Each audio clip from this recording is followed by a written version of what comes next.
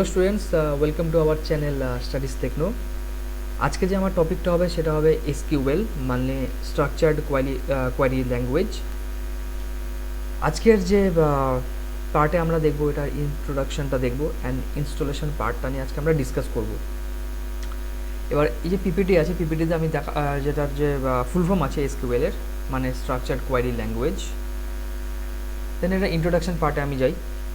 এবার এসকিউএল হচ্ছে একটা কোয়ারি ল্যাঙ্গুয়েজ। এবার কোনো একটা ডেটাবেসের মধ্যে যখন হিউজ কোয়ারির আমাদের দরকার পড়ে, সেই ক্ষেত্রে আমরা এসকিউএলকে ইউজ করি। তো যেরকম এখানে লেখা আছে, SQL is a query language which is used to query huge amount of data and small amount of data as well. আমরা স্মল অ্যামাউন্টও হতে পারে, আমাদের ডেটাবেসে থাকতে পারে, যেটাকে আমাদের কোয়ারি করতে হতে পারে। বেসিক্যালি আমরা হিউজ ডেটার ক্ষেত্রে ইউজ করি। আদারওয়াইজ তো আমাদের কাছে এক্সেলও আছে, আমরা এক্সেলেও ডেটাবেস বানিয়ে আমরা ওখান থেকেও সার্চ করতে পারি। কিন্তু ডেটাবেসের ক্ষেত্রে ইন দ্য ডেটাবেস আমরা এসকিউএলকেই প্রেফার করি। নেক্সট যে পয়েন্ট আছে, আমাদের কী সফটওয়্যার আমরা এখানে ইউজ করব, এই পার্টিকুলার যে আমাদের যে সিরিজটা চলবে এসকিউএলের, সেখানে আমরা কী ইউজ করব। তো সফটওয়্যার এখানে আমরা যেটা ইউজ করবো সেটা হচ্ছে আমাদের মাইক্রোসফট এসকিউএল সার্ভার যেটা আছে, সেটাকে আমরা ইউজ করব।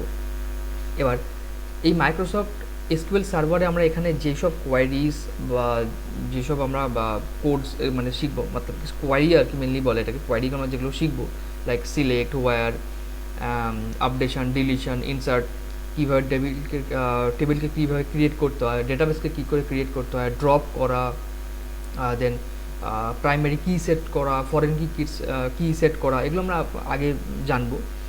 তো এই সব কিছু আমরা যেটা এখানে দেখবো, সেই সব কিছু আমরা আদার্স যেসব সফটওয়্যার আছে, like Oracle, then MySQLi or MySQL or IBM DB2, বা এরকম যেসব ডেটাবেস যেগুলো এসকিউএলকে সাপোর্ট করে, সেই সবখানে আমাদের এই সিরিজে যেই সব আমরা কোয়ারিজ আমরা শিখবো, সেইখানে সব কিছুতে এগুলো কাজে লাগবে। তো এবার আমি চলে যাচ্ছি ইনস্টলেশন পার্টে। তো ইনস্টলেশন পার্টে আমরা যেরকম এখানে স্লাইডে আছে, যে আমরা গুগলে যাব, দেখব এসকিউএল সার্ভার ডাউনলোড। দেন ফার্স্টে যে অপশানটা আছে এসকিউএল সার্ভার ডাউনলোডস মাইক্রোসফটের থেকে, সেখানে আমরা ফার্স্ট লিঙ্কটাতে ক্লিক করব। দেন এরকম একটা পেজ খুলবে। দেন আমাদের সেকেন্ড যে অপশানটা থাকবে, মানে ফার্স্ট যে অপশানটা থাকবে যেখানে আছে লেখা ডেভেলপার অপশান, তো ডেভেলপার অপশান থেকে আমরা ডাউনলোড করে এটাকে ইনস্টল করে দেবো। এটাকে আমরা প্র্যাকটিক্যালি করে দেখি।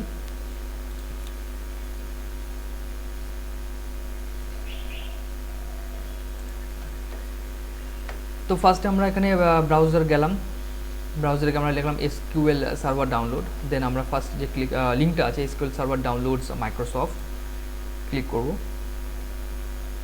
এবার একটু যদি স্ক্রোল আপ করি আর স্ক্রোল ডাউন করলে পরে এখানে অপশান আসবে ডেভেলপার। তো দুটোই ফ্রি অপশান আছে, তো আমরা ডেভেলপার থেকেই ডাউনলোড করে নেব।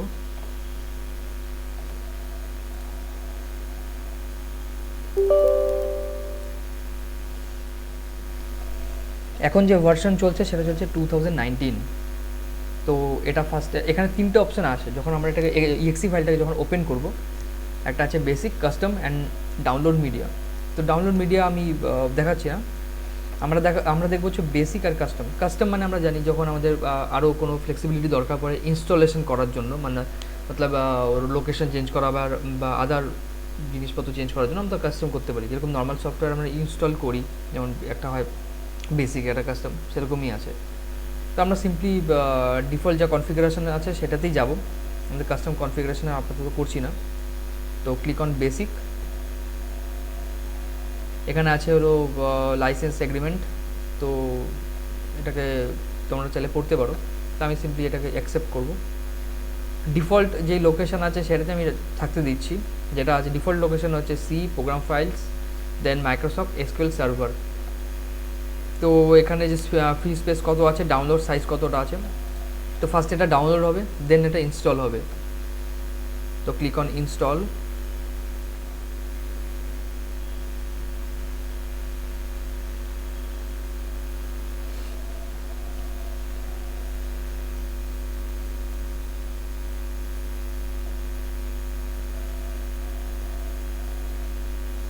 তো ওটা হতে কিছুক্ষণ সময় লাগবে, ততক্ষণের জন্য আমি এটা পজ করছি। তারপর যখন এটা ইনস্টল হয়ে যাবে, এখন কিছুই করার দরকার নেই, জাস্ট এটাকে ডাউনলোড হবে অ্যান্ড অটোমেটিক্যালি এটা ইনস্টল হয়ে যাবে। তো ইনস্টল হওয়ার পরে আমি প্রসেস দেখাচ্ছি কীভাবে কী হয়। আমাদের এখানে যে ইনস্টলেশন আছে সেটা কমপ্লিট হয়ে গেছে, সাকসেসফুল এখানে চলে এসছে মেসেজ। তো এগুলো আপাতত আমাদের দরকার নেই। এখানে জাস্ট একটা জিনিস করব, যে এখানে বলেছে কম্পিউটার রিস্টার্ট বলেছে করতে, তো আমরা এটা পরে করব। ফার্স্ট একবার চেক করে নিই কানেক্ট নাও করে। কানেক্ট নাওতে ক্লিক করার পরে যদি এই লেখাগুলো আসে, তার মানে আমাদের ইনস্টলেশন সাকসেসফুল হয়েছে অ্যান্ড সার্ভারের সাথে কানেক্ট এটা হচ্ছে। এবার এখানে আমরা কাস্টমাইজও করতে পারি, বাট এগুলো আমাদের দরকার নেই আপাতত। আমরা জাস্ট এখানে একবার ইনস্টল SSMS মিনস এই যে অপশানটা আছে, এটা আমাদের যে মতলব SQL সার্ভার ম্যানেজমেন্ট সিস্টেম যেটা আছে সেটাকে ইনস্টল করতে বলছে। এখান থেকে এটাকে ক্লিক করে করতে পারি, বা আমরা এটা পরে গুগল থেকে আমরা ডাউনলোডও করে নিতে পারি।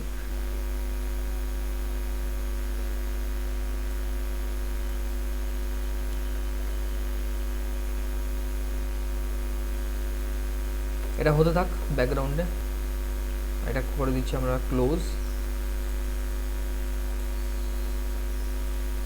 ডাউনলোড এটা হয়ে যাক, তবে এটা ইনস্টল করে নিচ্ছি।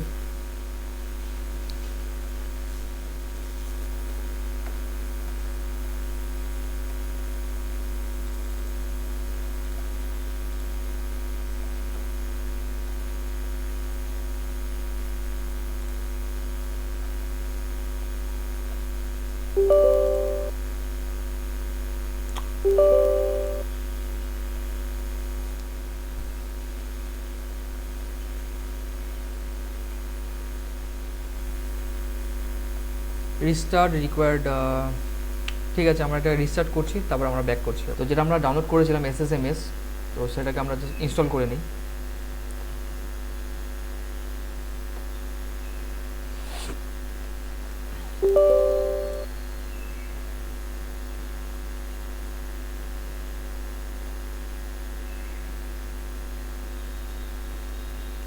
তো ডিফল্ট লোকেশন যাই আছে, এটার নাম হচ্ছে Microsoft SQL server management studio, এটা হচ্ছে 18। তো লোকেশন এটি থাক, প্রোগ্রাম ফাইলসের আন্ডারেই থাকবে। Just click on install.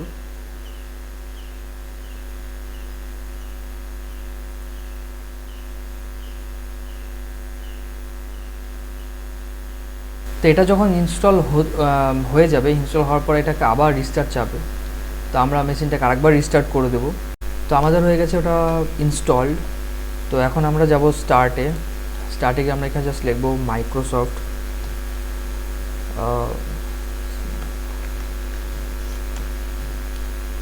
Microsoft SQL server management. তো জাস্ট এটার উপরে ক্লিক করব।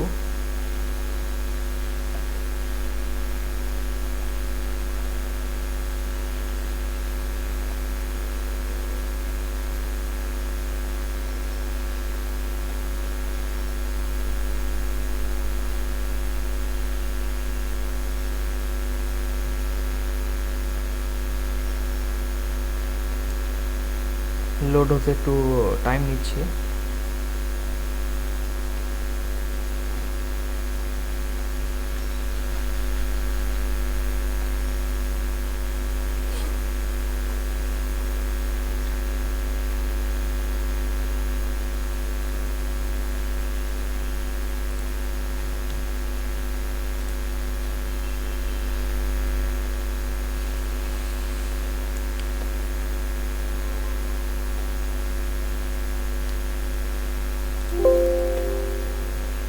তো এই হচ্ছে আমাদের পুরো সফটওয়্যারটা, ম্যানেজমেন্ট যে স্টুডিও আছে সেটা। এবার তো কানেক্ট করার জন্য আমাদের এখানে যেটা কানেক্ট অবজেক্ট এক্সপ্লোরার, আর আমরা এখান থেকেও কানেক্ট করেও এখান থেকে কানেক্ট করতে পারি। আমরা এখান থেকে যখন এখানে ক্লিক করব কানেক্টে গিয়ে ডেটাবেস ইঞ্জিন, তখন এখানে SQL সার্ভারের সাথে কানেক্টিভিটি করতে হয়। তো এখানে ফার্স্টে আসে সার্ভার নেম অথেন্টিকেশন। তো সার্ভার নেমের মধ্যে আমাকে ফার্স্টে যে নেম, এখানে যে নেমটা আছে সার্ভার নেম, অ্যান্ড এখানে যে ইউজার নেমটা আছে দুটোই সেম হতে হবে।